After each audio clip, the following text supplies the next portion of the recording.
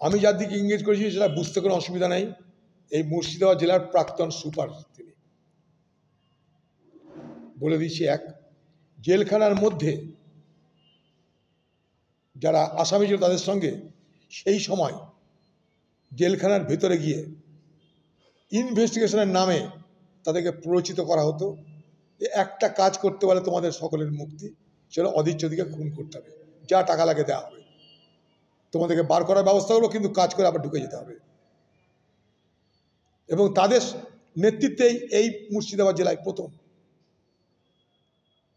তৃণমূল কংগ্রেস দল ভাঙানোর প্রক্রিয়া শুরু করেছিল, এবং যে ধীরে ধীরে তৃণমূল দলের ঘনিষ্ঠ হয়েছে, যে ধীরে ধীরে তৃণমূল দলের নেতা হয়েছে।